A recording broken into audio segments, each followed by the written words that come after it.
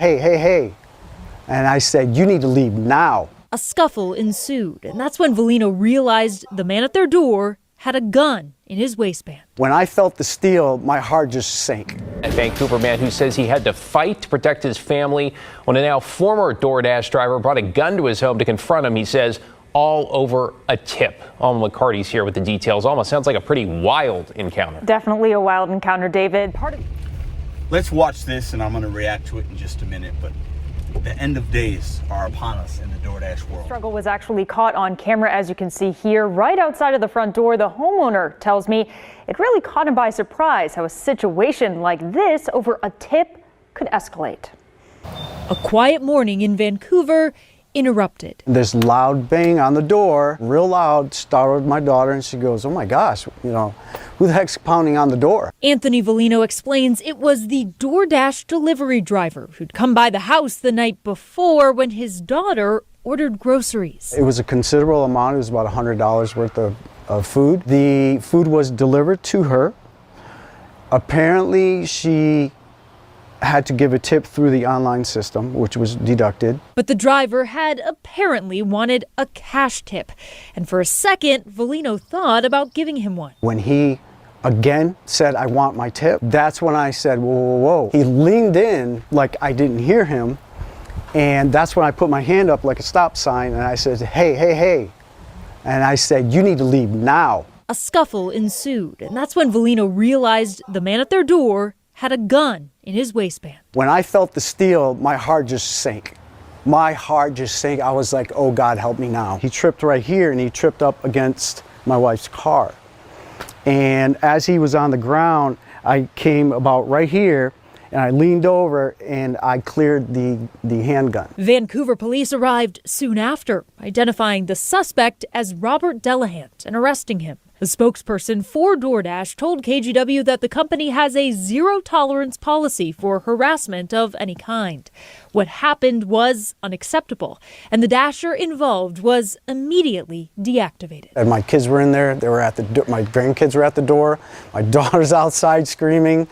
If he would have drew that gun and missed me and shot one of my kids, it would have been devastating.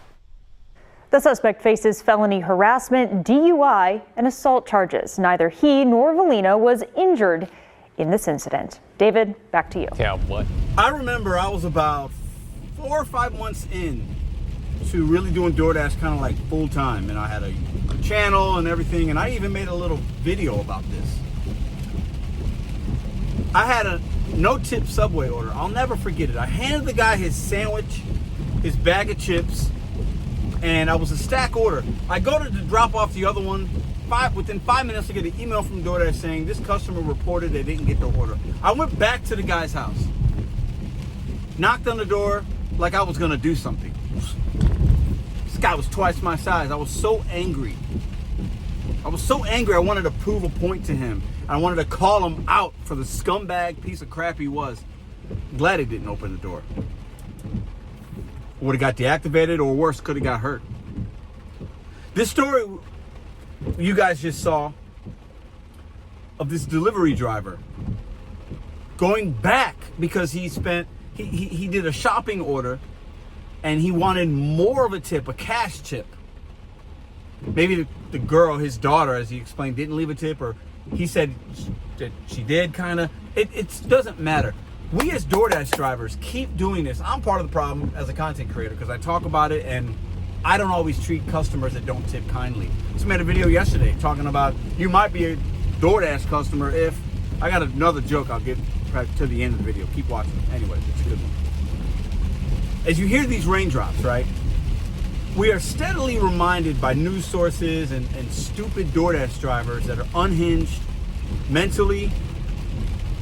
This guy went with a gun to approach somebody about a cash tip the next day. So that means he slept on it, was still mad, and went to a guy's house to talk about, where's my money? To sleep on it. Part of the reason I make these videos and to get it out of me is that I don't want to crash out and go back and hold a resentment towards somebody from an order from yesterday.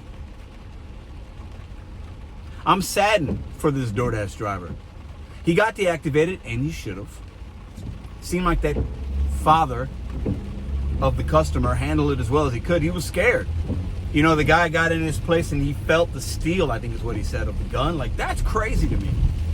Now, we don't know if the dasher had any bad intention. You know, he could have just been a concealed carry, whatever, A2, what, you know, can have a gun. But, like, the fact that the guy confronted somebody a day later and the customer felt threatened over a DoorDash order is crazy. And these are the news stories we get. These are the dashers that are being put out there for the world to see. This is why customers aren't tipping, because of these type of behaviors, the entitlement. We have to continue to hit decline. If there's $100 worth of food and it's not worth your time, you need to not do it. But the app will make you feel like you need to because of an acceptance rate, a tier program, or whatever. It's the end of days, as I just told a good friend of mine. We're joking about this story. He sent it to me. It's the end of days. People are crashing out, going to customers' homes over chicken McNuggets and bananas that they shopped the day before. It saddens me. This guy seemed to be a little older, too. Like, it's the world we're living in is upside down right now. These stories are going to continue to be more and more and more. And DoorDash drivers, Uber Eats, Spark are unhinged. Can you imagine going the next day to confront somebody about a tip, a cash tip that you didn't get? How do you think that's going to work out? Like, you can go, oh yeah. The amount of time you waste worrying or going back to the house, you could have done an order that would have paid you more than the tip that you would have got.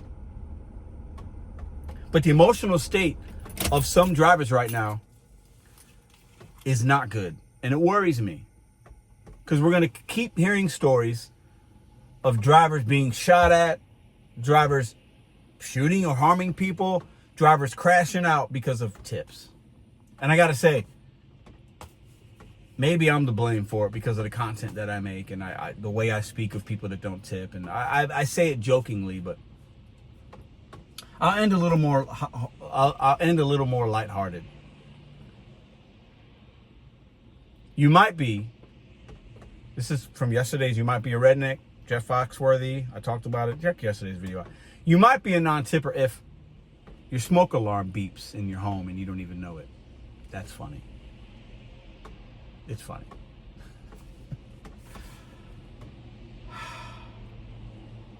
What are we supposed to do, man? We cannot be confronting customers like that.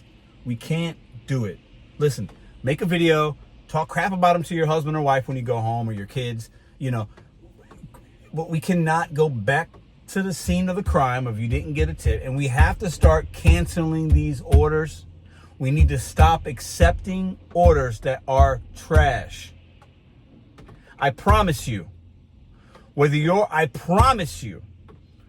acceptance rate is 80% or 10%, it will not make much of a difference with the money you're making on DoorDash. I promise you.